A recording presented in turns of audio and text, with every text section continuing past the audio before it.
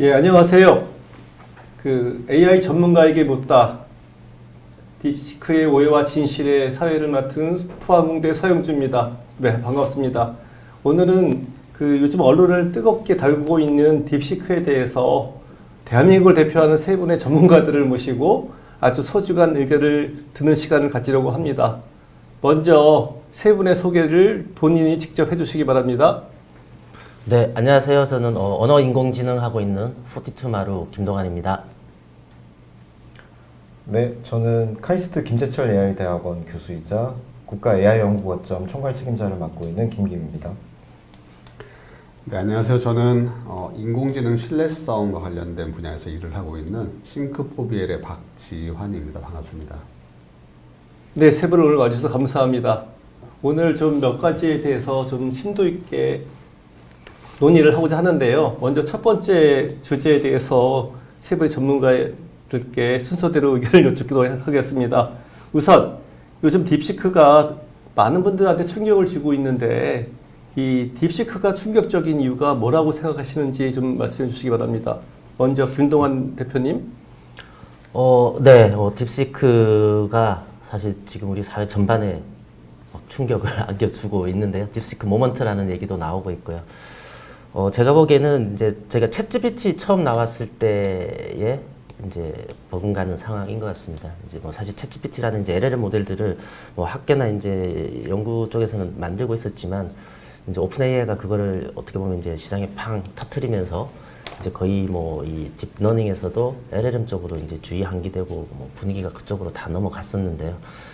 지금 딥식 같은 경우도 비슷한 것 같습니다. 이제 그동안 보면은 대부분이 이제 대량의 데이터를 기반으로 해서 이제 대규모의 이제 GPU 장비를 활용해서 이렇게 어떻게 보면 이제 물량 공세를 가지고 경쟁을 했었는데 그런 공식을 어떻게 보면 이제 깬 거죠.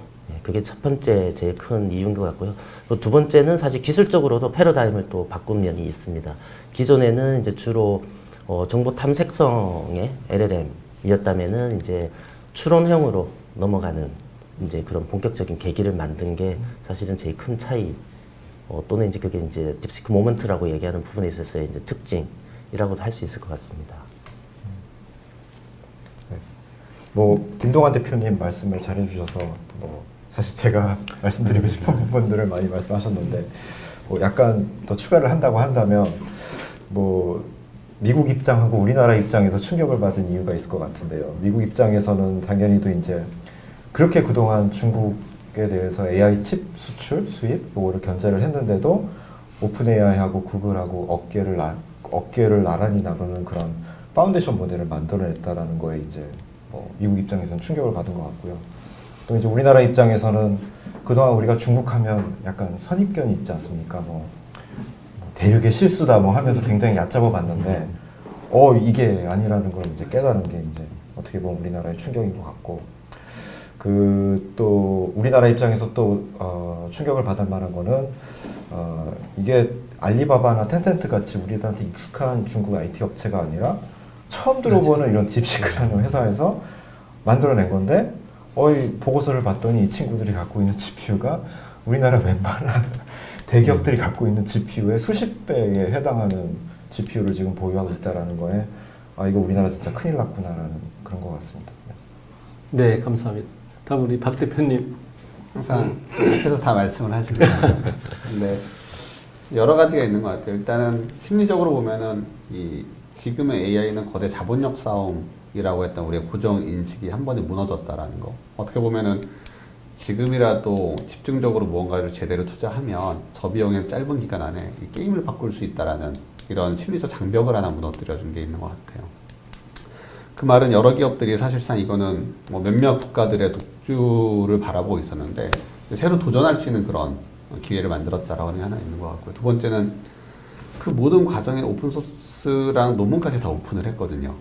그러다 보니까 그런 누적된 기술력을 가지고 있지 못해서 도전을 안 하려던 사람들이 딥시크 공개한 이후에 일주일 안에 정말 많은 유사 모델들을 사람들이 막 발표하면서 얘기하잖아요. 이런 형태로 지금 시장을 상당히 상향 평준화를 만들 거다라고 하는 게 저는 충격이라고 바라보는 거고요. 그런 관점에서 봤을 때 우리나라는 지금 무엇을 어떻게 할 거냐, 이 골든타임을 어떻게 우리가 잘 헤쳐나갈 거냐라고 하는 건 되게 큰 화제가 돼야 될 것 같다라는 생각이 듭니다. 네, 세분 말씀 감사합니다. 그 아주 짧은 시간에 이게 왜 충격적인 이유에 대해서 말씀해 주셨는데 사실 잠깐 지금 말씀 중에도 나온 내용이 이 두 번째 주제인 것 같은데요. 이 논란이 되는 충격적인 이유 중에 하나가 이 개발 비용이거든요. 그래서 딥시크의 제작비가 뭐 우리나라 돈으로 80억 정도가 들었다라고 발표를 했는데 사실 그거에 대해서 믿을 수가 없다라는 말들을 많이 하고 있습니다. 뭐 어떤 분들은 몇십 배에서 몇백 배가 될 거다라고 얘기하는 분들도 계시고요. 그래서 이 제작비에 대해서 정말로 이게 저렴하게 다른 공용 기업이 만들었던 것보다 정말로 이렇게 저렴하게 만드는 게 사실일까? 아니면 어떤 논란에 대해서 좀 전문가들께서 생각하신 게 있으시다면 좀 말씀해 주시기 바랍니다. 예, 이번에 박 대표님. 예, 박 대표님 먼저 할까요? 예, 박 대표님 먼저 좀 해주시겠어요? 제가 제일 모르는 분야긴 한데 아까 잠깐 언급하셨어요, 근데. 네, 그런데 어찌됐건 파운데이션 모델에 대한 가격은 빠져 있는 것 같아요. 네. 그 이후에 아런을 만들면서 그 비용이라고 얘기를 했는데 어찌되었건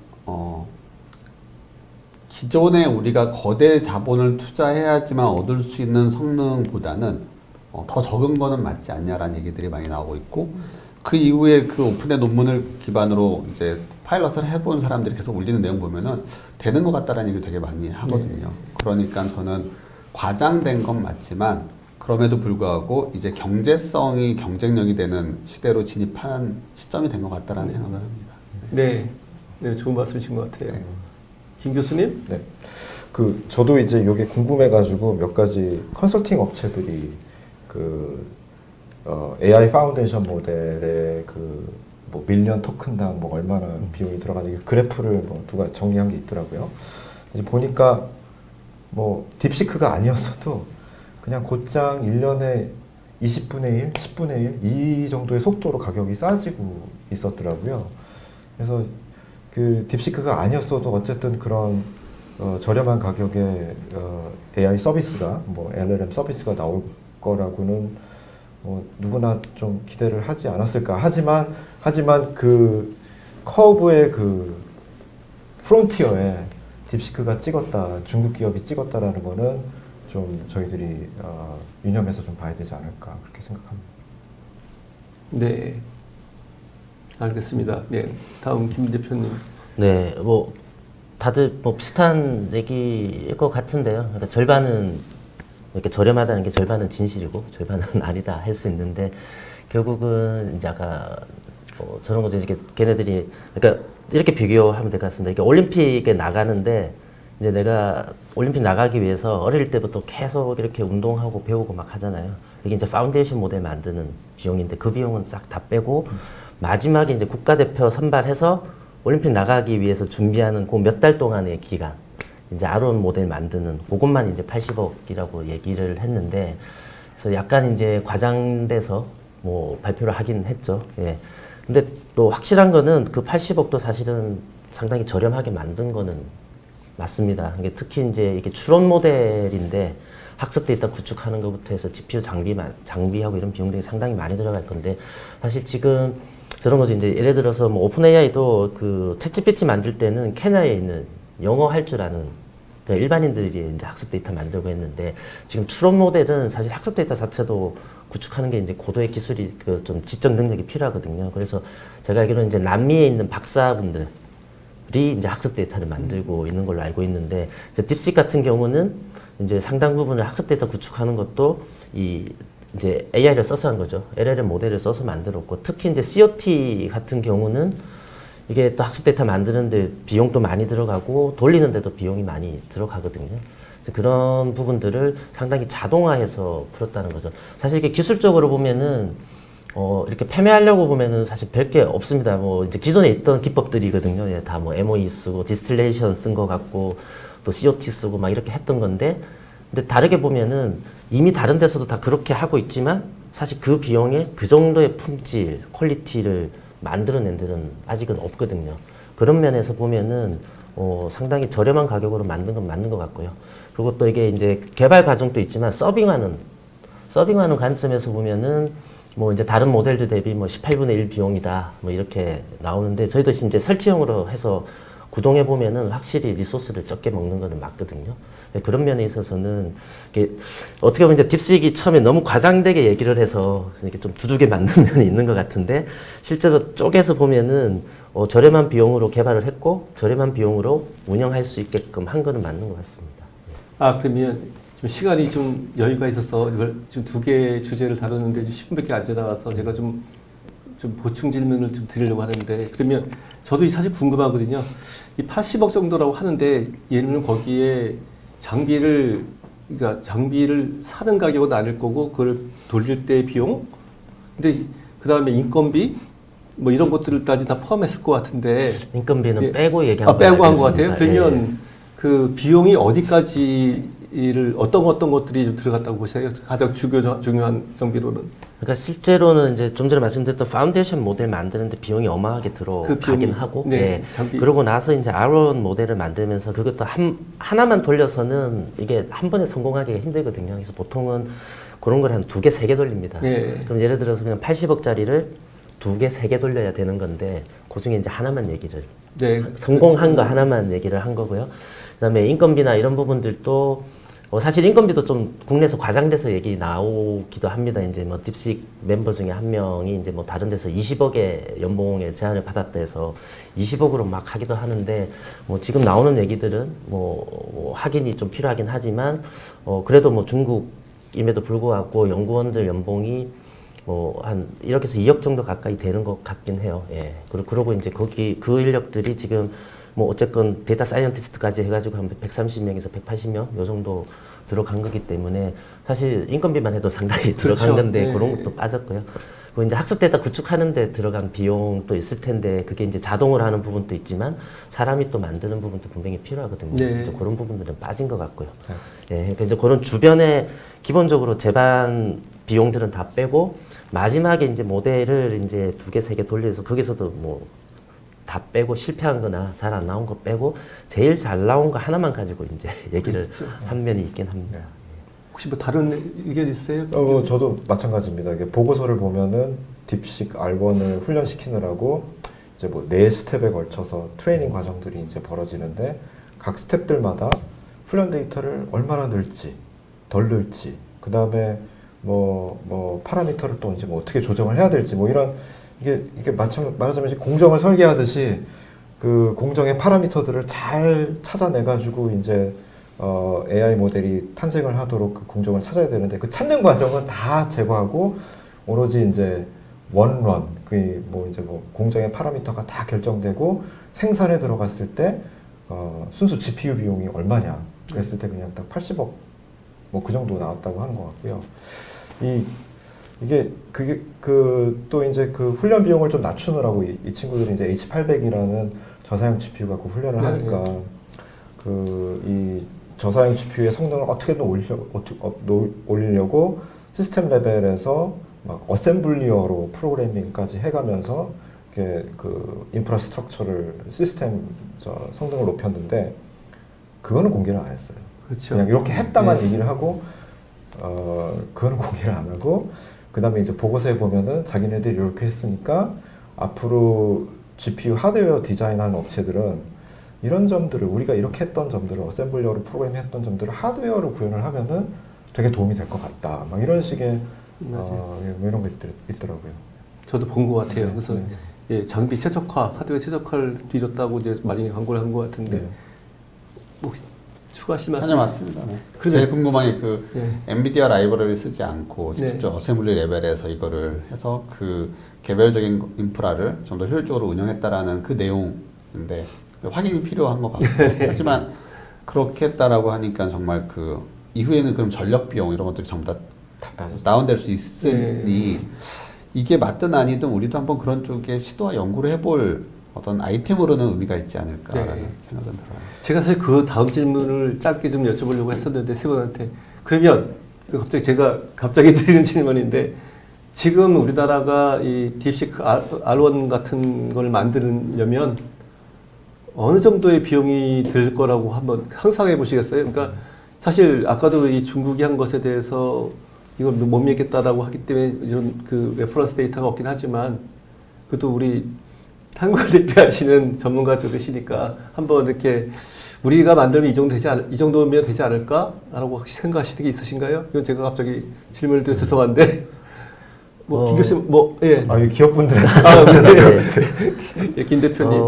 사실 이제 계속 말씀드린 것처럼 이렇게 모델 하나 한번 성공한 거 하나 돌린 것만 가지고 얘기를 하긴 했는데 사실 한 번에 성공하기도 힘들기도 하고요. 그리고 이제 그걸 하기 위해서 그렇죠. 제반 여건들이 필요한데 사실 특히 이제 지금 추론 모델로 돌리려고 하면은 장비도 장비인데 지금 사실 국내에는 COT 데이터, 학습용 COT 데이터가 거의 전무하다고 봐야 됩니다. 그것도 문제거든요. 그러면 지금 제가 이래서 장비를 80억, 100억 정도 돌릴 수 있게 확보하더라도 데이터가 없어요. 그럼 데이터부터 다시 만들어야 되거든요. 특히 이제 COT 데이터는 말씀드린 것처럼 이렇게 사람이 하게 되면은 이 일반적인 기존의 이제 데이터, 학습 데이터 구축하는 것보다는 시간과 비용이 더 많이 들어가거든요. 뭐 자동화 하더라도 어쨌든 또 그 만드는데 시간과 비용이 들어가고요. 그래서 사실 지금 얼마에 할 수 있냐 뭐 이런 얘기도 뭐 국내 이제 뭐 대기업들도 뭐 우리도 그 비슷한 비용에 더 적은 비용으로 하기도 했다 뭐 이런 얘기도 하고 있는데 지금 상황에서는 제가 보기에는 모르겠습니다. 그렇게 크게 의미 없는 얘기일 수도 있을 것 같습니다. 또 왜냐하면 뭐 아닌 말로 저희가 하려고 해도 COT 학습 데이터 확보하는 사이에 그리고 또 그 사이에 지금 워낙 빨리 발전하고 있어서 맞아요. 또 어떤 모델이나 어떤 기법들이 나올지 모르는 상황이긴 하거든요. 네. 김 교수님도 추가하실 말씀 있으세요? 비용에 대해서 제가 뭐라고 말씀을 우리나라에 그렇게 COT를 훈련시킬 만한 데이터가 그렇게 없나요? 그러니까 딥시크 같은 경우에는 보고서에 보니까 얘네들이 중국 학생들이 시험 치는 수학 문제들을 모아가지고 훈련시켰다고 그러더라고요. 네네. 우리나라에는 그런 것도 좀 구하기가 어려운 것 같죠. 그렇죠. 그러고 이제 저런 거죠. 이게 그 학습 데이터 양을 어느 정도 해야 되느냐인데 이제 그 딥시기 한 것도 있지만 얘네들이 보니까 예를 들어서 이제 이게 법령적으로 만들어야 되잖아요. 그러려면은 이제 그 각각의 케이스 또는 도메인에 대한 데이터들이 필요한데, 그러니까 그런 면에서 보면은 사실 저런 거죠. 이제 우리가 AI 허브도 있잖아요. 거기에도 이제 학습 데이터 상당히 AI 관련된 게 많이 있는데 아직까지 AI 허브에도 COT 데이터는 없는 상황이고요. 그리고 이제 그런 거를 이제 저런 거죠. 저희가 찾아야 되고 또는 이제 저희가 예를 들어서 도메인별로 하려고 하면은 도메인에 맞는 학습 데이터들을 또 만들어가는 그런 과정들이 필요하니까요. 그러니까 이제 저런 것 같아요. 이렇게 모델을 기본적으로 돌려볼 수 있는 수준은 되지만 그게 진짜 상용화 수준까지 만들기 위해서 필요한 학습 데이터. 그 관점에서 보면은 거의 저는 저희 기준으로는 턱없이 부족하다고 저희는 보고 있습니다. 그러니까 연구용으로는 어느 정도 있죠. 그리고 또 사실 연구용은 해외에 있는 것들 가져와서 해도 되잖아요. 그런데 이제 국내에서 상용화할 수 있는 수준까지 이제 퀄리티나 퍼포먼스를 올리려고 하는 관점에서 보면은 아직은 거의 좀 학습 데이터 확보하기가 사실 힘든 상황이긴 합니다. 네. 그렇군요. 중국만의 강점이 예, 맞는 것 같아요. 사실 얼굴 인식도 전 세계에서 중국이 탑이잖아요. 예. 거기는 막 저작권 문제 이런 거 초상권 문제 그래, 없이 개인정보 다 쓸 수 있고 다 해서 했는데 학습 데이터도 약간 그런 게 있는 것 같아요. 우리나라는 지금 COT 데이터도 그때 또 어쨌건 학습 데이터 만들려고 해도 1차적으로 이제 저작권 문제, 전송권 문제, 맞아요. 초상권 문제 이런 것부터 정리가 돼야 되는 상황이다 보니까 조금 상대적으로 이제 그냥 모델 개발하는 입장에서만 보면은 중국 대비 열악한 건 사실이긴 하죠.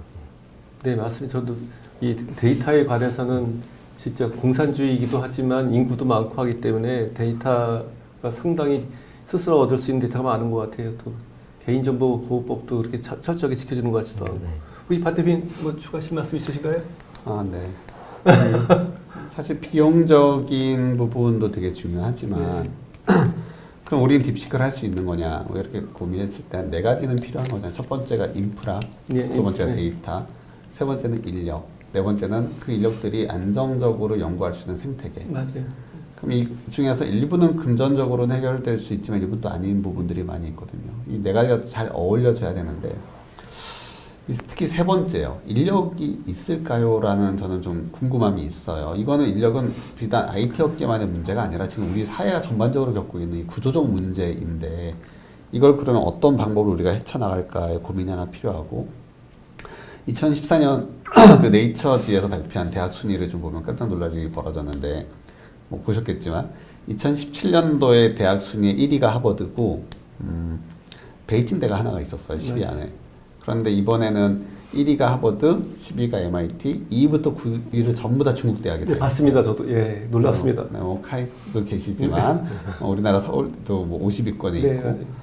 그러면 이거는 우리가 단기적으로 이룰 수 있는 걸까? 그러면 단기적으로 할 수 있는 게 뭐고 지금부터 해도 10년 뒤에 가까스로 우리가 할 수 있을까 말까 하는 것들이잖아요. 장기적으로 할 수 있는 게 뭔가 이런 것들이 좀 구축이 잘 돼야 되고 또 그런 인력들이 민간 기업에서 5년, 10년 뒤를 바라보는 연구를 제대로 할 수 있는 그런 인프라가 없어요.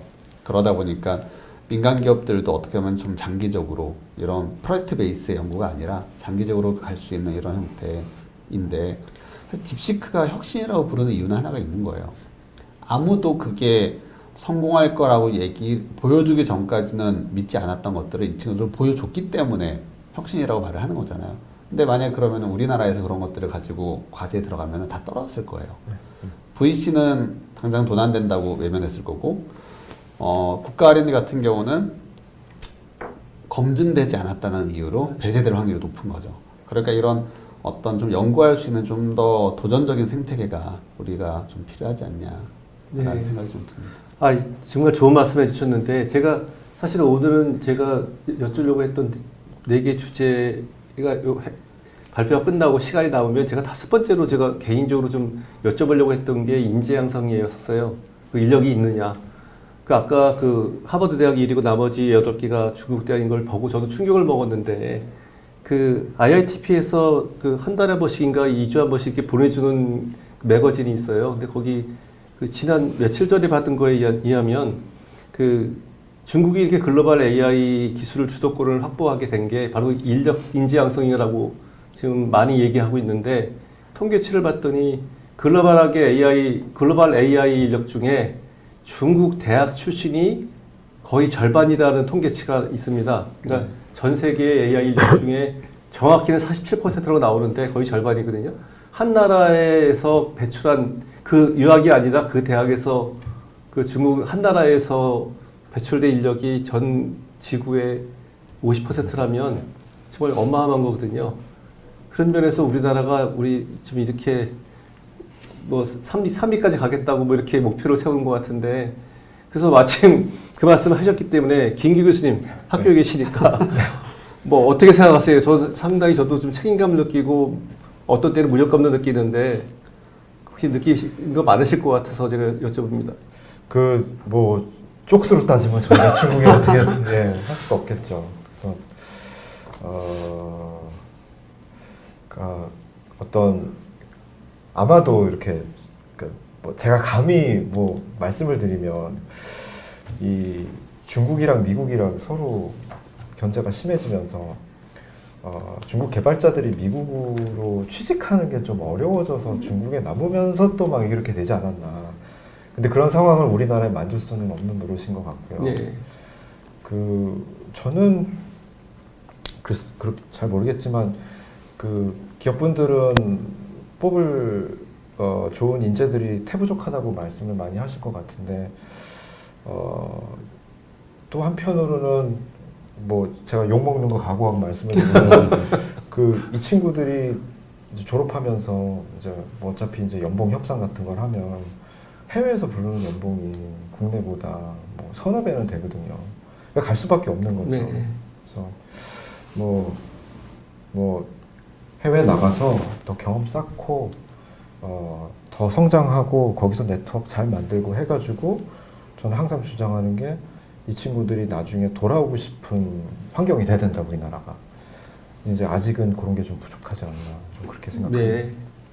저 비슷한 생각을 많이 하고 혹시 김 대표님 하실 말씀 있어요? 네, 사실 인재 관련된 게 상당히 심각한 상황이긴 합니다. 이제 뭐 교수님 말씀하신 것처럼 인력 유출도 많이 있고요. 실제로 통계를 보더라도 OECD에서 이제 이 AI 관련된 인력들이 이제 국내에서 해외로 많이 가냐, 아니면 이제 해외에서 국내로 많이 들어오냐 이런 통계를 냈는데 우리나라가 재작년까지는 그래도 순유입 국가였는데 네. 작년에 이제 순유출로 네, 바뀌었거든요. 맞아요. 예, 근데 일본 같은 경우는 계속 유출이다가 이제 AI에 이렇게 정부에서 챗GPT 나온 이후로 투자하고 하면서 이제 순유입 국가로 전환이 됐는데 그 외에도 뭐 시카고대에서 나온 통계 보더라도 국내에서 공부한 이제 AI 관련된 석박사 40%가 해외로 간다고 나오더라고요. 그래서 저도 처음에 보고 근거가 뭐지? 실제 이 정도인가 싶을 정도인데 뭔가 그 정도로 어쨌든 심각한 상황이라는 거죠. 근데 이제 뭐 교수님 말씀하셨던 이제 그런 이제 뭐 개발할 수 있는 환경이라든지 뭐 현실적으로 뭐 연봉이나 이런 문제들도 있을 거고요. 근데 뭐 우리가 어떻게 해야 되냐 이런 고민들도 좀 많이 할 수밖에 없는데 근데 또 저희가 이제 필드에서 보다 보면은 좀 저런 게 있는 것 같습니다. 지금 뭐 정부에서도 계속 투자해서 AI 관련된 인력들을 양성하고 있는데 보면은 약간 이렇게 대부분이 프론트 단에 인력들이 많이 늘어나고 있어요. 그냥 이제 AI 다른 데 거 API 붙여서 그냥 뚝딱뚝딱 해서 그냥 돌릴 수 있는 이제 그쪽도 필요하긴 한데 너무 그쪽으로 몰려 있고요.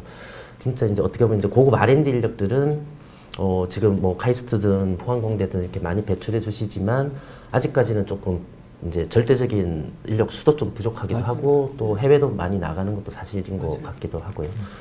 그러면 이제 필드에서 보면은 또 중간은 또 없습니다. 중간이 뭐냐면은 이제 기본적인 R&D에 대한 능력을 가지고 있으면서 그거를 이제 도메인별로 특화시킨다든지 서비스를 만든다든지 이런 식의 이제 어플리케이션 단까지 갈 수 있는 이제 그렇게 어떻게 보면 이제 이게 그 상용화할 수 있는 수준을 만들 수 있는 그런 이제 엔지니어링 관점에서 접근할 수 있는 인력들은 또 부족한 상황이거든요. 그래서 이제 우리나라가 이제 AI를 미국처럼 미국의 빅테크처럼 다 할 수 있느냐? 뭐 다 할 수 있으면 좋겠지만 현실적으로 단계별로 접근도 필요하기 때문에 인력 양성하는 부분에 있어서도 어디 쪽에 포커스를 두고 어떻게 갈 거냐 이런 데 대한 좀 사회적인 고민도 필요한 시기인 것 같습니다. 네, 예, 좋은 말씀 감사합니다. 예, 제가 갑자기 질문 드렸는데 좋은 말씀 많이 해주셨고요.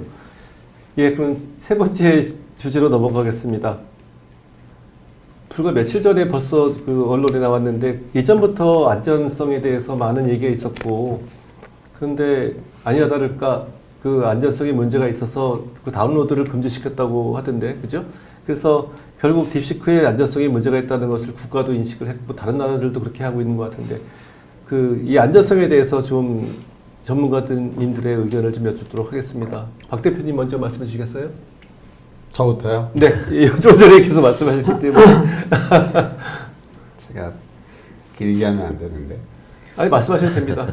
저는 그 안전 앞에 단어를 하나 더 붙여야 된다고 생각하거든요. 네. 무엇에 대한 안전이냐라고 했을 때 대체적으로 요즘 나오는 얘기의 사례를 보면은 또 정보에 대한 안전 같아요. 내 아이 정보가 어떻게 저장되고 활용되냐. 저는 여기 좀 궁금함이 많이 있어요. 왜냐하면은 뭐 이게 좀 위험한 발언일지 모르겠지만 미국의 프리즘이라고 하는 프로그램 보면 그분들은 어쨌든 법원에 영장 없이도 도감청을 다 할 수 있고 이메일 정보 다 취득하고 있거든요. 그리고 실제로 이제 FISA라고 하는 Foreign Intelligence Act를 보면 외국인 정보도 다 접근해서 가져갈 수 있어요. 그리고 클라우드 액트를 보면은 해외에 있는 서버에 있는 그 나라의 사람의 정보까지도 가져갈 수 있죠. 즉 우리나라에서 아마존이나 MS를 썼을 때 미국 정부에서 요청하면 그 정보를 다 가져가요. 그럼 범위적으로 보면 훨씬 더 광범위하고 훨씬 더 많은 국가로부터 정보를 수집하고 있는 것은 오히려 중국이 아니라 미국인데 왜 저는 안전하지 않다, 안전하다가 아니라 왜 이게 지금 다르게 비교되고 다르게 평가될까가 첫 번째고요. 두 번째로는 그렇게 말했을 때 많은 분들이 미국은 어떤 법적 절차가 있다. 라고 하지, 그리고 중국은 절차 없이 그 정보를 취득할 수 있다, 정부가. 라고 얘기하지만, 사실상 미국도 절차는 형식적이고, 그 법원이 다 인정해서 다 허용을 해준단 말이에요. 그러면은 결과적으로 봤을 때 내 정보가 활용되는 건 똑같은 건데, 왜 이거는 특정 케이스만 안전하지 않다가 되고, 미국의 서비스들은 거기에 대해서 아무런 악의가 없을까. 여기 이제 첫 번째 저는 궁금한 거고요. 두 번째로 나오는 얘기가 이제 윤리적 얘기가 나오겠죠. 특정 정치인의 발언을 막는다든가. 이건 내용이 너무 길어서 일단 한번 갔다가 다시 오겠습니다. 예, 알겠습니다. 네. 지금 잠깐 말씀드린 박 대표님께서는 아마 중국에 대해서 많은 경험을 갖고 계신 분이셔서 더 좀 다양한 면을 좀 생각하시는 것 같고요. 그러면 말씀대로 이번에 김 교수님 먼저 두 번째로 말씀해 주시겠습니다. 생각해보니까 그러네요. 저희가 알리익스프레스, 테무 뭐 이런 데서 거리낌 없이 주문하면서 굳이 딥시크는 왜 우리가 경계를 해야 되나 뭐. 근데 이제 저는 이 회사 자체가 약간 좀 뭐라 그럴까 그 뭐 말씀하셨지만 국가 저기 뭐야 중국 사회 체계에 대해서는 이렇게 좀 반하는 그런 대답은 굉장히 꽁꽁 막혀 있는 반면에 뭐 마약 만드는 법을 좀 알려줘 그러면 되게 쉽게 그게 풀린다며요. 뭐 그렇기도 하고. 그다음에 또 뭐 그러니까 이제 저희들이 이제 모델을 개발을 해서 배포를 할 때는 어떤 사회적인 가치랑 이제 온라인 시켜서 이제 내놓는 게 대부분인데 그렇게 좀 온라인이 좀 허술하게 돼 있는 것 같고 또 그 보통 오픈 모델을 오픈할 때는 이 모델이 쓰였을 때 사회적으로 윤리적으로 어떤 고려사항이 있는지 뭐 이런 것들을 같이 보고서에 참고를 하게 돼 있거든요. 그게 전혀 없어요. 네. 도대체 이 회사가 윤리 강령이 있는 회사인지 잘 모르겠다는 거죠. 그래서 그런 회사한테 우리가 데이터를 맡길 수가 있느냐 투명하지가 않은 것 같다. 저는 그렇게 보고 있습니다. 예, 그러니까 그 회사의 이 기업에서 발표한 문서에 이런 신뢰성 그리고 신용이 믿음이 가지 않는다는 믿음이 갈 만한 그런 문서들이 부족했다. 뭐 이런 것들이 포함되는 건 말씀이시죠? 모든 기업들이 다 보면 윤리 강령이라는 맞아요. 게 있잖아요. 예. 근데 보통 다른 구글이나 오픈 AI나 메타 같은 경우에는 모델 오픈하면서 우리는 이런 강령이 있습니다라고 얘기를 하는데 그게 아예 네. 없다라는 거죠. 그래서 조금 우려된다. 그런 거, 예, 그런 것 같습니다. 저도 생각. 예, 김 대표님. 저는 그 표현하자면은 저런 것 같습니다. 약간 우리가 너무 막연한 불안감을 가지고 있는 면도 있는 것 같습니다. 이게 지금 안정성이라는 게 결국 이제 정보보호 차원이랑 그리고 이제 신뢰성 두 가지 측면에서 봐야 되는데 정보보호 차원에서 보더라도 사실 그 이제 개인정보 가져가고 하는 부분들 뭐 키보드 이렇게 패턴도 가져가고 뭐 이런 얘기들도 나오고 있는데 사실 따지고 보면은 미국 빅테크들도 거의 비슷한 수준으로 가져가고 있거든요. 그리고 사실 더 많이 가져가는 부분들도 있고요. 뭐 또 최근에도 이제 옵트아웃 그런 옵션들 만들면서 한국은 아직 적용 안 했다고 하는데 사실 따지고 보면 챗GPT 처음 나왔을 때도 비슷한 상황들이었었습니다. 뭐 과도하게 정보 가져간다부터 해서 무료 버전은 계속 가져가서 학습하는 데 쓰고 이제 돈 내고 유료는 이제 학습을 안 시키겠다 뭐 이런 식으로 이제 계속 좀 고도화해 가고 있는 상황인데 사실 제가 보기에는 여기도 비슷한 상황인 것 같거든요. 그리고 이제 저희가 뭐 조금 더 면밀히 보기는 해야 되겠지만 내부에 설치해서 혹시 이제 백도어로 뒤로 다른 거 빼가는 거 없는가 이런 것도 이제 네트워크 모니터링을 해봤는데 뭐 아직까지 특이한 거는 아직 나오지는 않았거든요. 그래서 어떻게 보면은 사실 저런 생각도 해봅니다. 이게 중국에서 나온 게 아니고 만약에 태국에서 이런 게 나왔었다. 그랬더라도 우리가 이 정도로 막 사회적으로 반응을 막 했을까. 그런 생각도 해보거든요. 그래서 조금, 좀 확인해야 되는 부분이 있기도 하고 또 뭐 딥식 자체적으로도 조금 더 보완하고 해야 되는 게 있는 건 사실인데 좀 너무 좀 과도하게 좀 이렇게 견제한달까요? 이렇게 뭐 하는 부분도 있는 것 같고요. 네. 그리고 사실 뭐 개보이에서도 지금 앱 다운로드를 막았는데 그래도 어쨌든 설치형은 지금 쓸 수 있는 상황인 거고 네. 기존에 다운받은 사람들 쓸 수 있고 네. 또 PC는 계속 열려 있거든요. 그리고 개보이에서 발표한 내용도 어떤 부분이 문제가 있다라는 거는 아직은 없어요. 이제 확인이 필요한데 확인이 안 됐기 때문에 일단은 막아놓고 확인이 되면은 하겠다. 이제 이렇게. 그 불신이 좀 있는 거네요. 네. 그죠? 그래서 네. 제가 보기엔 약간 좀 막연한 불안감과 네. 불신이 좀 있는 것 같고요. 네. 신뢰성 차원도 사실 어쩔 수 없는 부분도 있습니다. 왜냐하면 이렇게 중국에서 만든 거니까 중국의 입장을 반영하는 게 있을 거거든요. 근데 이제 미국에서 만든 거는 또 미국 입장을 반영을 해서 대답하는 부분들도 있습니다. 그리고 일본 거도 일본에서도 네. 그렇게 할 거고요. 이제 그런 면에 있어서는 사실 우리가 이게 뭐 너무 중국 정부를 대변한다든지 뭐 한다고 해서 쓰지 말자가 아니고 잘 발라서 쓰면 될 것 같아요. 그리고 이게 이제 법령적으로 보면은 이제 그런 부분들이 있지만 또 이제 저희는 또 이제 산업 상용화 관점에서 보면은 사실 그 도메인에 특화시켜서 도메인 전문성을 가지고 가는 측면에서 보면은 뭐 그런 이제 신뢰성에 있어서도 그런 부분에 있어서는 문제가 없다고도 볼 수 있거든요. 그 얘네들도 보면은 API 통해서 가져올 때랑 설치형을 할 때랑은 또 답이 좀 달라요. 근데 좀 조심해야 되는 게 API 통해서 쓸 때 이제 앱 쓸 때 민감한 질문하면은 답을 좀 회피하거든요. 네, 맞아요. 근데 설치형은 네. 얘네들이 중국 정부를 대변하는 답을 많이 합니다. 대놓고. 그래서 그런 부분들도 저희가 좀 면밀하게 분석하고 사용하는 데 있어서도 그런 부분들을 어떻게 할 건지 잘 좀 가려서 가야 되는데 지금은 이제 나오는 얘기들은 약간 이렇게 좀 과도하게 이렇게 막연한 불안감이나 불신 이런 것도 있는 것 같긴 합니다. 그래서 조금 더 냉정하고 객관적으로 분석해서 파악하고 활용해야 되지 않을까 그런 생각을 저는 하고 있습니다. 네, 알겠습니다. 아까 박 대표님 말 더 하시겠다고 그러셨죠? 네. 저절로 이제 윤리적인 얘기로 들어갔어요. 네. 그러면은 일단 저는 되게 고민이 많은데 우리나라의 서비스가 일본 사람이 이용할 때 독도는 한국 땅이라고 하면 그럼 일본 관점에서는 비윤리가 될까? 이제 첫 번째죠. 두 번째로는 우리나라도 질문을 했을 때 계엄 사태에 대해서 대답을 안 했거든요. 그러면 이거랑 도대체 중국의 서비스는 뭐가 다른 거지? 즉 우리가 정치적인 부분과 윤리적인 부분을 좀 분리를 했으면 좋겠어요. 그런데 윤리라고 하는 것은 우리가 옳고 그름을 구별하는 과정이거든요. 그럼 여기서 우리가 얘기할 때 보통 보편적 접근이 있고 상대적 접근이 있잖아요. 근데 보편적 접근도 되게 재밌어요. 예를 들면 사람은 살인을 하면 안 된다. 그런데 옛날에 서부 시대에 보면은 듀링이라고 해서 서로 결투를 했단 말이에요. 합법적인 살인을 허용했잖아요. 그리고 스파르타 법전에 보면은 그 리트리뷰티브 저스티스라고 해서 응보적 정의라고 해서 죽인 사람은 죽인다라고 했단 말이에요. 그러면은 지금 우리나라에는 없지만 사형 제도가 있는데 그럼 이건 또 윤리적이지 않은 게 되는 거고 또 시간이 지나면 어느 순간 또 그건 윤리적이지 않을 수 있기 때문에 사실상 보편적 접근이라는 거는 제약이 많다요. 그럼 그 다음 봐야 될 게 문화 상대적 접근인데 그럼 그 나라의 가치관이란 말이에요. 한국 남자들이 그렇게 원하는 그 아랍 사람의 일부 다처제 뭐 아시겠죠? 우리는 할 수 없는 거지만 그들을 우리가 비난할 수는 없다란 말이에요. 그건 그들의 가치관이기 때문에 그러면 우리가 특정 국가의 가치관이 우리의 민주적 가치관과 다르다라고 해서 그거를 비윤리란 단어로 쓰는 거는 올바른 거냐라는 거죠.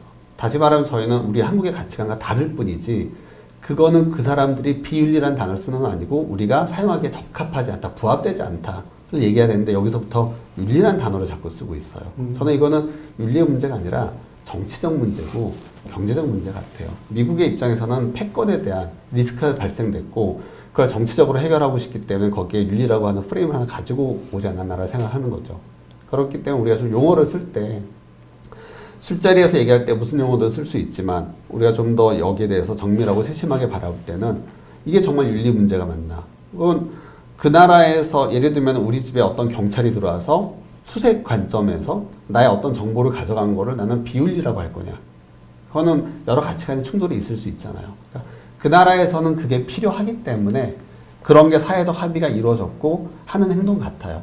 그걸 한국에서 쓸 때 김동완 대표님께서 말씀하신 것처럼 민감한 거 보내지 말고 기업에 중요한 거 보내지 말고 그 이상적으로 내가 쓸 수 있는 만큼 잘 활용하는 게 우리의 방법이 아닌가 좀 생각이 들고요. 제가 하나만 더 말씀을 드리면 혹시 그 AI 모델의 어떤 윤리성 이슈 때문에 안전하지 못해서 쓰지 말자는 말씀은 아니고요. 네네. 이 회사라는 이 딥시크라는 회사가 과연 윤리 강령이 있는 회사인지 잘 모르겠어서 맞습니다. 그게 중국의 서비스이기 때문에 우리가 바라보는 것 같아요. 그래서 우리가 기술을 바라볼 거냐. 근데 네. 웬만큼 저희들이 모델들을 오픈을 할 때는 그 AI 연구하는 사람들이 모여가지고 그러니까 모델 카드라는 거를 같이 메타데이터로 같이 공개를 하자고 저희들이 뭐 암묵적인 좀 합의를 하고 있거든요. 그래서 오픈 AI, 구글 다 뭐 모델들 오픈할 때 모델 카드에 보면은 이 모델은 어떻게 훈련이 됐고 그런 것뿐만이 아니라 intended use, 이 모델을 사용하는 어떤 intention, unintended use, 그 다음에 이런 것들을 사용했을 때 어떤 ethical consideration을 해야 되나 아주 간략하게나마 이런 것들을 써 넣자고 했는데 요것조차도 안 하고 있거든요. 그래서 뭐 그리고 또 하나는 죄송합니다만 그 내 개인 정보뿐만이 아니라 내 주변 사람의 개인 정보가 털릴 수 있다라는 거예요. 그러니까 예를 들어서 오늘 김동완 대표님, 박지원 대표님 모여서 토론할 건데 김동완 대표는 어디에 뭐 대표님이고 막 이런 정보를 주면서 나 오늘 토론 어떻게 해야 돼? 물어보게 되면은 제 주변인들의 개인 정보가 거기 들어간다라는 거죠. 그래서 좀 조심을 해야 되지 않나 저는 그렇게 생각을 합니다. 예전에. 네. 더 말씀드릴까요? 네. 조금 전에 말씀하신 거를 이제 표준에서 보통 트랜스페런시라고 하고 일리치구에 네 가지를 정의하고 있죠. 사용 환경에 대한 맥락적 정보를 공개해라. 두 번째는 이 데이터 관련된 걸 공개해라. 세 번째는 모델에 관련된 걸 공개해라. 네 번째는 시스템에 관한 걸 공개해라. 근데 그 공개에 대한 깊이에 대한 차이는 되게 많이 있는 것 같아요. 아직 그런 건 정의가 안 됐기 때문에. 물론 말씀하신 것처럼 이제 중국의 서비스들이 그런 것들을 잘 공개를 안 하고 있고, 그리고 거기에 대해서 어떻게 정의가 되어 있지 않은 것 같아요. 그러면은 우리가 그 요소를 가지고 지금 판단을 할 부분이 하나가 있고, 반면에 중국은 소스까지 다 공개했어요. 그러면은 그 소스를 보고 우리는 어느 정도 또 해석이 가능한 거잖아요. 즉, 그 정보는 왜 필요합니까? 라고 했을 때, 과연 이것을 내가 믿을 수 있는 정도의 필요한 정보가 필요하기 때문에 공개하라는 거예요. 그러니까 제가 중국을 옹호할 생각은 없는데 너무 이게 하나의 정치적인 약간 시선이 들어간 것 같아서 그러면은 그 정도의 소스를 공개하고 모든 논문을 공개했다라고 하는 거는 우리가 이 정보를 믿을 수 있을까 충분히 판단할 수 있다라는 거고, 그걸 판단을 한 이후에는 판단한 사람이 사용할까 말까 이제 선택적 문제로 갈 수 있지 않을까라고 생각을 해서, 아마 좀 아직은 그런 것들이 좀 블랙박스처럼 있기 때문에 많은 분들이 불편해하시는 것 같아요. 그런 것들이 공개되면은 또 우리는 거기에 맞게 한 번 더 재평가를 할 필요도 있을 것 같아요. 예. 저 한 가지. 네, 말씀하십시오. 솔직히 저는 이 학생들을 가르치는 입장에서 그 한 5, 6년 전서부터 저희 AI 커뮤니티 연구하는 사람들은 이제 논문 쓸 때 항상 마지막 섹션으로 이 논문에 있는 내용이 어떤 사회적인 영향을 미칠지에 대해서 한 파라그래프라도 꼭 쓰도록 해 있어요. 그래서 AI 윤리를 가르칠 때도 개발자로서의 어떤 윤리를 가르쳐야 되고, 어떤 윤리를 가져야 되고, 내가 만드는 모델이 세상에 어떤 여파를 일으킬지 그거에 대해서 고민을 하면서 개발을 하라고 가르치고 있거든요. 근데 이 절차들을 안 지킨단 말이에요. 그게 없단 말이에요. 그래서 저희 학생들의 어떤 모범 사례도 뭐 말하기도 좀 힘들 것 같고, 좀 그런 윤리적인 차원에서 저는 지금 말씀하신 거는 이제 과정적 윤리를 말씀하신 것 같아요. 네. 하여튼 이 세 번째 안전성과 윤리 요 주제에 대해서는 사실 지금 제일 활발하게 논의가 이루어졌는데, 제가 봐도 사실 지금 말씀 주신 것들이 생각을 하게 만드는 주제인 것 같아요. 그리고 아무튼 하지만 마지막에 우리 김기욱 교수 말씀하셨지만, 이런 걸 오픈할 때 그런 것들을 좀 신뢰를 수 있는 것들로 함께 해주면 좀 우리가 좀 쓰는 입장에서 좀 더 안전하게 하지 않을까 싶네요. 아무튼 좋은 의견 감사합니다. 예, 마지막으로 저희가 준비한 마지막 주제로는 아까 제가 잠깐 한국에서도 이런 걸 만들려면 뭐 비용에 대한 거를 제가 한번 여쭤봤는데, 이번에는 좀 일반적인 얘기인데, 한국에서도 이제 딥시크 같은 모델을 만들 수 있을까? 만약에 없다면 어떤 게 필요하고 뭐 이런 것들. 그러니까 저는 아까 비용에 대한 얘기만 들은 거고요. 이거는 지금 우리의 능력이라든가 뭐 아니면 어떤 게 뭐 필요하다든가 이런 것들로 좀 의견을 여쭐게요. 김기욱 교수님 먼저 하실래요? 가운데 계셔서. 저 말을 너무 많이 한 것 같아요. 그러세요? 그러면 예, 우리 김 대표님 먼저 말씀해 주시기 바랍니다. 네, 우리도 만들 수 있느냐라고 보면은 사실 이 부분도 제가 보기에는 약간 근자감? 근거 없는 자신감을 가지고 있는 것도 같아요.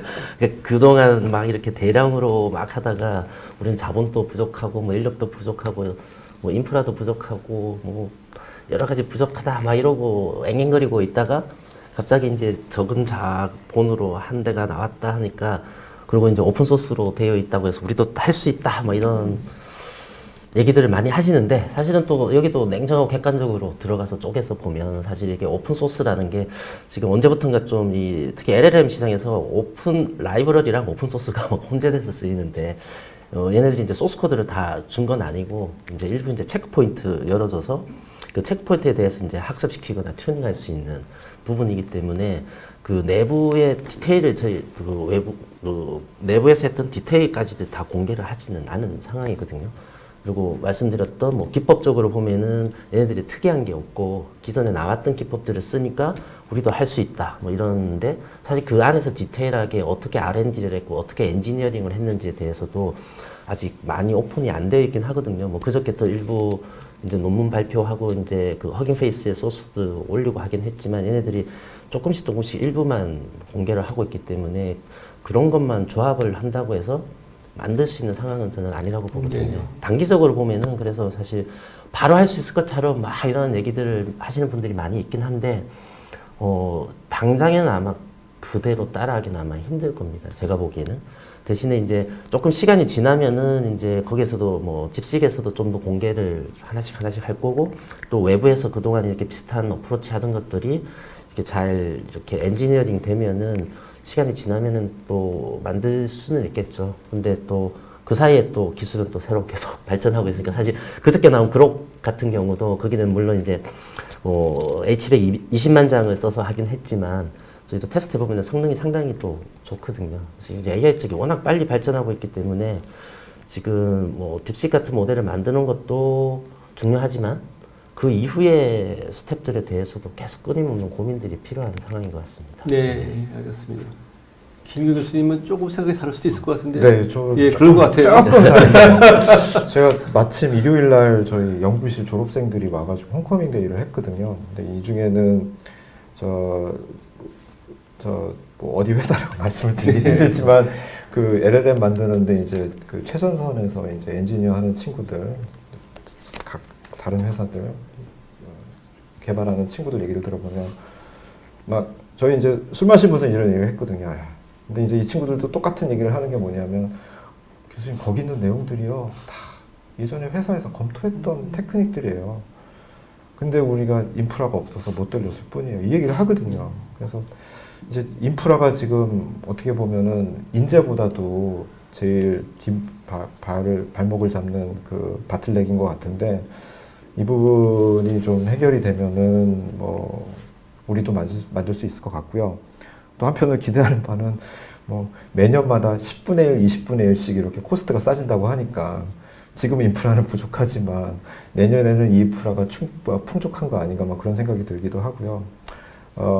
인력적으로는 저희들 기술력은 얼마든지 있다고 생각을 하는데, 그동안 기업들이 이제 비즈니스적인 관점에서 봤을 때 이렇게 큰 모델을 만들어 봤자 이게 비용이 정당화되느냐. 그래서 그거에 대한 투자를 안 하시고 전략적으로 피해서 조그만 모델 만드시고, 그래서 이제 저희가 이제 뭐 말하자면 천장을 이렇게 미리 설정을 해놨기 때문에 그런 것 같고요. 이제 우리나라도 화들짝 놀랐으니까 이제 곧 만들 수 있지 않을까. 네. 예, 감사합니다. 박 대표님. 네. 제가 보면은 우리가 지금 딥시크가 부러운가 봐요. 부럽죠? 질투가 나죠. 예. 근데 우리 그러면 꼭 딥시크를 만들어야 될까? 그냥 키워드 그렇게 썼지만 우리한테도 필요한 건 혁신적인 결과가 아닐까 생각을 하거든요. 아까 그거는 이제 말씀드리긴 했는데, 그러면은 한번 우리가 저 뒤를 보면 좋겠어요. 아까도 말씀드렸지만 저는 빠른 시간에 이 성능 관점에서의 AI는 상향 평준화를 이룰 것 같다 해요. 그렇게 공개 안 하던 미국의 테크 기업들도 이제 슬슬 네, 자극받고 맞아요. 공개를 했잖아요. 그러니까 이런 형태의 상향 평준화가 이루어지면은 그 다음에 경쟁력은 뭘까를 한번 바라보면 뭐 몇몇 분들이 얘기하시는 걸 정리하면 크게 세 가지 얘기하시는 것 같아요. 하나는 경제성, 예. 두 번째는 편리성. 뭐 개발 과정의 편리성도 있을 수 있고 사용 과정의 편리성도 있을 수 있죠. 세 번째가 결국 이제 신뢰성, 안전을 포함한. 그러면 저희는 지금 딥시크를 따라가면 어떻게 보면 또 꽁무니를 쫓아갈 수 있으니, 그거는 한쪽에서 이루어지되 또 한쪽으로 우리는 3년 뒤, 5년 뒤를 바라봤을 때 그걸 어떻게 대비하고 준비할 거냐, 그 다음의 경쟁력을 우리는 어떻게 만들어 갈 거냐, 여기에 우리는 되게 필요한 전략이 있어야 되는데, 우리가 미국처럼 700조 투자할 수 있는 나라냐, 중국처럼 15억 인구 밀어붙일 수 있는 나라냐, 아니라고 한다면은 현재 우리가 가지고 있는 것, 그리고 우리가 찾아갈 수 있는 것들을 좀 찾아서 좀 미래를 대비하지 않으면은 우리는 3년 뒤에 또 뒤를 쫓아갈 수 있을 것 같다라는 생각이 해서요. 없는 거를 늘리지 못하지만 있는 거를 잘 쓰는 건 방법이 될 수 있잖아요. 좀 그런 식으로 우리가 좀 준비를 할 필요가 있지 않나라고 예. 하고요. 그러면은 딥시크보다 더 좋은 것도 만들 수 있을 거다라고 네. 생각을 해요. 그 제가 마무리 말씀을 요청드릴 때 해주셨으면 그럼 저 마무리했습니다. 이미 예, 그런 성에 아주 네. 좀 미래를 생각하게 만드는 좋은 말씀인 것 같아서 제가 예, 잘 들었습니다. 예, 저희가 준비한 그 주제는 다 설명을 드렸는데 저희 시청자분들 잘 보셨는지 모르겠습니다. 혹시 질문 있으시면 좀 질문을 저희가 받고 여기 전문가들께서 답변을 드리도록 하겠습니다. 예, 질문을 좀 보여주시겠어요? 네, 이게 있었군요. 위로 올려야 되는 거예요. 좀 제가 이거 보면서 이 질문은 제가 좀 답변했으면 좋겠다고 생각하시면 바로 하시면 좋겠습니다. 너무 많아서요. 아, 이게 빨간색으로. 예. 가장 첫 질문 먼저 첫 번째니까 한번 하시겠어요? LLM의 수준? 저 SLM 하시니까 여기 답변할 수 있지 않을까요? 예. 네, 질문이 이제 현재 한국 AI와 LLM 관련 기술이 미국이나 중국 대비 어느 정도 수준이냐라는 질문을 하셨는데요. 네. 얘기 많이 나오는 게 저런 얘기 많이 나오고 있습니다. 이제 미국이 넘사벽 수준이고 중국이 뒤쫓아가고 있고 그리고 한국은 3위권이다 라고 얘기를 하는데 저는 조금 다르게 보고 있기도 합니다. 과연 진짜 우리가 3위권이냐 냉정하게 봤을 때 뭐 최근에 BCG에서 나온 그 통계를 보면은 이제 선두 그룹이 있고 그다음에 이제 약간 이제 두 번째 이제 2위 그룹으로 우리가 이렇게 선정이 돼 있거든요. 근데 2위 그룹에 보면은 말레이시아나 대만이 같이 들어 있습니다. 아마 그러면 이제 우리가 말레이시아하고 대만 수준이다 이러면 무슨 소리 하냐 하겠지만 해외에서 나온 통계가 그렇게 되어 있거든요. 그리고 뭐 1위, 2위가 워낙 이제 넘사벽 수준으로 가 있고 나머지는 다 비슷하니까 3위권이라고 이렇게 표현을 하는 것 같은데 사실 그건 제가 볼 때는 한국에서만 그렇게 보는 것 같고요. 해외에서는 우리나라를 뭐 3위권이라고 보는 데는 그렇게 잘 없는 것 같습니다. 그래서 조금 그게 이제 뭐 기술 수준에 대한 부분뿐만 아니고 이제 지금 말씀드린 거는 이제 여러 가지 뭐 인재 문제라든지 또 뭐 인프라라든지 이런 것을 다 포함해서 말씀을 드리는 건데요. 근데 확실한 거는 아직 어쨌건 지금 AI 시장은 LLM이 됐던 어쨌건 딥러닝 방식의 AI 시장은 이제 초기 시장이나 마찬가지이긴 하거든요. 그래서 저희가 뭐 정부에서도 AI G3에 들어가겠다 막 이렇게 하고 있는데 뭐 충분히 가능하다고 저는 보고 있긴 합니다. 근데 지금 우리 현실에 대해서는 자꾸 뭐 3위권 이런 얘기 하는 것보다는 조금 더 냉정하게 볼 필요가 있지 않을까 싶긴 합니다. 네, 감사합니다. 김기웅 교수님 혹시 어떤 질문이 좀 있는데 제가 고르는 것보다는 박 대표님도 하나 저렇게 제가 요건 어떠세요? 소스 코드 신빙성이 검증됐느냐? 저는 검증됐다고 보는데요. 네. 제가 너무 궁금해가지고 GitHub 들어가가지고 사실 저희 연구실에 이거를 돌릴 수 있는 인프라는 안 돼가지고 일단은 소스 코드부터 좀 들여다봤는데 이상한 패키지 같은 거 쓰는 구석 하나도 없고 뭐 이상한 구석은 저는 못 본 것 같습니다. 그러니까 다 검증해 보셨어요? 이렇게 돌려봐야지 검증을 하는 건데 네, 돌려보지는 다 못하고요. 네. 근데 보통 소스 코드를 이렇게 오픈하면 그러니까 이걸 갖고 신빙성 없는 것을 오픈하지는 않을 거잖아요, 그죠? 그렇죠. 그러니까 이건 믿어줘야 되는 것이 좀 맞는 것 같고요. 아마 해외에서도 이제 리버스 엔지니어링 하면서 이제 네. 검증하고 하는데 아마 한 2, 3개월 정도 이제 면밀하게 보려고 하면 한 2, 3개월 정도 더 걸리는 걸로 알고 있습니다. 예, 지금 질문이 많아서 저희가 시간이 제한돼서 다 답변을 드릴 수는 없는 것 같은데 혹시 박 대표님 어떤 답변 하실 만한 질문? 뭐 저한테는 딱 답변에 해당하는 건 많지 않은 것 같은데 다만 이 네. 질문을 요약을 해보면 네, 정보에 대한 혼선에 대한 질문이 있고 네, 두 번째는 중국에 대한 여러 가지 불안, 불신 혹은 뭐 시기 질투 다 이제 섞인 약간 느낌의 문장들이 있고 또 하나는 이 한국은 그럼 어떻게 해야 되냐에 네. 대한 불안. 요 세 가지 셋 다 보면 다 불안해서 얘기 같아요. 그 우리한테 중요한 이슈인가 봐요. 이게 상당히 많이 우리가 여태까지 해왔던 과정에서 무언가 변화가 필요한 시점에 대한 신호를 준 내용이죠. 저게 일일이 우리가 답을 하는 거는 사실 답도 아니잖아요. 네. 한두 달 지난 다음에 보면 또 어떻게 달라질 수도 있기 때문에 전 지금부터 이걸 우리가 어떻게 잘 헤쳐나갈 수 있는 그런 형태의 하나의 방향점과 응집체를 잘 갖춰 나갈 거냐 네. 그런 시사점을 준 질문들인 것 같다라는 생각이 들고요. 네. 지금 우리가 열심히 설명해도 한 일주일 지나 보세요. 또 틀린 얘기 나올 것 같아요. 네, 그렇습니다. 네.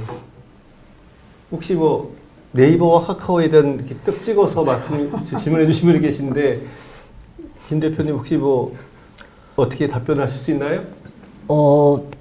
네이버, 카카오, 그리고 사실 이제 뭐 네이버 카카오도 있고 또 LG AI 연구원 네. 투자를 많이 했고요. 예, 지금도 하고 있는데 사실 규모로 보면은 해외 빅테크 대비 상당히 열악하긴 합니다. 그래서 사실 이런 고민들도 좀 필요할 것 같아요. 진짜로 우리가 이제 AGI로 갈 거냐, 아니면 이제 뭐 범용적인 AI를 만들 거냐, 아니면은 뭔가 좀 방향을 잘 잡아서 뾰족한 쪽으로 접근할 거냐, 이제 그런 고민들도 필요할 것 같고요. 그리고 이제 기업 입장에서는 그렇고 또 사실 학교 차원에서 학교 측면에서 보면은 뭐 AI 관련돼서 좀 코어 R&D 할 수 있는 인력들을 조금 뭐 TO도 좀 더 늘리고, 그리고 사실 학교에서 지금 장비가 없어서 못 돌리고 있다는 게 사실 엄청 안타까운 현실이거든요.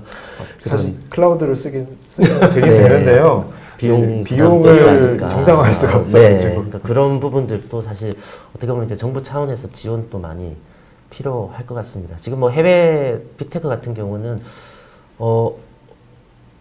오픈 AI가 작년까지 해서 한 100조 정도 투자를 했다고 하거든요. 사용한 비용이 이제 100조 정도 된다고 하고, 뭐 올해 뭐 MS든 뭐 구글이든 오픈 AI든 뭐 AWS든 물론 그게 이제 자기들 클라우드 비용까지 좀 들어가는 것 같긴 한데, 올해 1년 25년에만 우리나라 돈으로 한 75조에서 한 150조 정도까지 막 투자를 하겠다 이러고 있거든요. 그러니까 그런 관점에서 보면은 사실 우리나라가 뭐 상당히 뭐 대기업 열심히 투자하고 계시지만 열악한 건 사실입니다. 네, 사실 지금 앞선 기업들도 오히려 투자를 더 하고 있는데 조금 뒤처진 우리나라 기업들이 그거를 좀 만회하려면 더 빨리 달려야 되는데 사실 국가에서도 많이 좀 지원이 필요할 것 같고요. 저희가 지금 시간이 거의 다 돼서 제 생각에는 여기 좋은 어떤 분이 결국 이런 질문을 주셨는데 이 질문과 합해서 마무리 발언까지 해서 좀 말씀해 주시면 좋겠습니다. 왜냐하면 김희성님께서 질문 주신 게 현 시점에서 우리가 대처해 나가야 할 궁극적인 AI 방향과 추진 전략, 아주 좀 종합적인 얘기인데요. 그래서 마무리 겸해서 세 분께서 요 질문에 대한 답변 및 오늘 마무리하는 것들을 좀 한마디씩 하시고 오늘 웨비나를 마무리하도록 하겠습니다. 네, 우리 박 대표님 먼저 할까요? 네. 아까 말씀드렸고요. 네. 근데 그 말씀하신 것처럼 우리가 종합적인 전략이 네. 필요할 것 같아요. 너무 단발적이거나 하나의 주제적인 부분이 아니라 이거는 어떤 산업 대격변이라는 우리가 단어를 썼어요. 방향을 알 수가 없고 보통 이럴 때 여러 가지 쓰는 또 산업적 방법론들이 있더라고요. 그런데 어찌되었건 거기에 되게 빠르게 대응하기 위한 그런 우리의 추진체가 필요하고 어느 정도의 적절한 부합된 예산도 있어야 되고 어느 하나 빼놓을 수 없기 때문에 종합적 전략이라는 게 갖출 필요가 있다. 뭐 그거를 하나하나 다 말씀드릴 수는 없지만 네. 지금은 그런 종합적 전략이 잘 갖춰지지 않았을 수도 있다. 누가 리드해야 될까요, 그걸? 외국 같은 경우는 그 범부처 기구를 만들기도 네. 하고요. 무언가 단편적으로 한쪽에서 맡아갈 수 없기 때문에 그렇게 하는 것 같습니다. 그래도 그러니까 우리나라 입장에서 보면 종합 전략을 세우려면 뭐 정부의 어느 부서든 어쨌든 기업과 대학을 아우르는 뭐 이런 그 한 부서는 있어야 될 것 같아요, 리딩하는. 네. 그 어디가 좀. 그거 되게 모르는 제가 얘기하기 어렵. 네, 맞습니다. 네네. 근데 어쨌든 예를 들면 태국 같은 경우는 이미 5년 전에 네. 8개 정부의 부처가 모여서 최상위 국가기구를 만들었어요. 그리고 그 안에 15개 실행 전략을 만들었고 되게 짜임새 있게 잘 만들어 놨거든요. 네. 그러니까 우리 또 뭐 리딩이라는 말이 들어가는 순간 또 부처 간의 이해관계가 또 있을 수 있기 때문에 제가 그 말씀 드릴 수는 없지만 네. 필요한 건 맞는 것 같다라고 생각이 듭니다. 네, 알겠습니다. 사실 우리나라 같은 경우도 뭐 국가 AI위원회도 있고 예, 맞네요. 한데, 있긴 예. 있네요. 근데 저는 지금 AI가 사실 여러 범부처적으로 여러 부처에서 하고 있기도 한데 또 과기정통부에서 주로 많이 하고 있고요.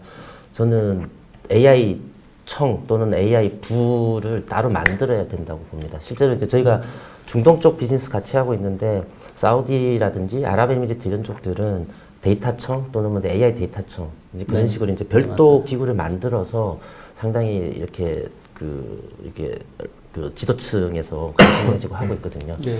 지금 시점에서는 저는 우리나라도 그런 이제 별도 부서를 만들어서 그러니까 국가 AI위원회 같은 경우는 대부분 이제 전략이나 방향을 설정하고 하는 거라서 네. 그리고 실질적인 이제 R&D부터 해서 이렇게 사업화하는 부분들까지 실행할 수 있는 그런 부처를 별도로 저는 만들어야 된다고 봅니다. 아니, 저는 격하게 동의합니다, 김 대표님. 왜냐하면 우리나라가 예전에 수출의 3분의 1 가까이를 IT로 했기 때문에 그 정보통신부가 있었거든요. 그러니까 국가를 리드하는 그런 기술을 좀 추진하려면 그런 부서가 필요한 건 맞는 것 같아요. 그러니까 우리가 뒤쳐졌으면 그거를 더 부스트업하기 위해서라도 그런 정말 서포트할 수 있는 조직이 필요한 건 맞는 것 같아요. 얘기하신 김에 마무리까지 같이 해주시죠. 네. 같은 맥락에서 아까 이제 우리는 어떻게 해야 되냐. 사실 이게 제일 중요한 얘기인데요. 저는 일단은 그 단기적인 거랑 중장기적인 거를 나눠서 봐야 된다고 보고요. 단기적인 관점에서 보면은 저는 투 트랙으로 가야 된다고 봅니다. 이제 원천 기술에 대한 부분들, 이런 R&D 관련된 부분들에 대해서는, 그래서 좀 뭐랄까요, 이렇게 잘할 수 있는 데들이 같이 모여서 시너지 낼 수 있게끔 하는, 그리고 뭐 민간도 그렇지만 이제 정부 차원에서도 약간 이렇게 선택과 집중해서 뭐 인력이 됐던 인프라가 됐던 이런 부분들에 대해서 좀 전향적으로 지원해주는. 그러니까 이제 뭐 사실 이제 정부 같은 경우는 정책상 어쩔 수 없이 이렇게 좀 쪼개기식으로 지원해주는 경우들도 많이 있는데 이 코어 엔진 쪽은 그렇게 해서는 제대로 할 수가 없거든요. 괜히 똑같은 것들 막 카니발 나기도 하고 그래서 오히려 뭐 좀 선택과 집중해서 조금 뭐라고 할까요? 이렇게 좀 질적인 지원들 이런 부분들도 필요할 것 같고요. 뭐 어저께 또 정부에서 또 발표하기도 했었죠. 이렇게 뭐 이제 그런 팀들 발굴해서 하겠다 이런 거 하기도 했는데 사실 뭐 이미 있거든요. 사실 그 이제 김 교수님이 센터장 하고 계시는 이제 국가 AI 연구 거점 같은 데들 먼저 선정된 곳이니까 그게 먼저 또 해주고 또 잘할 수 있는 팀을 2개, 3개 더 발굴해서 지원해주고 그런 게 필요할 것 같고요.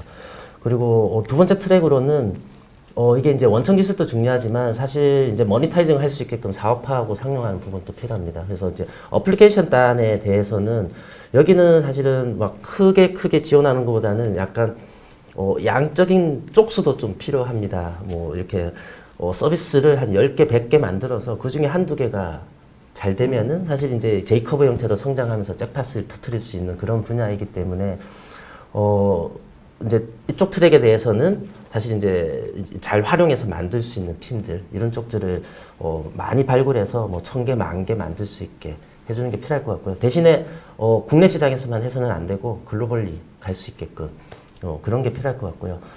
조금 더 이제 중장기적인 관점에서 보면은 사실 지금 트랜스포머 계열들을 가지고 하고 있고 이제 대량의 데이터를 가지고 대규모 장비를 써서 하고 있는데 사실 AI라는 게 이게 정답은 아니거든요.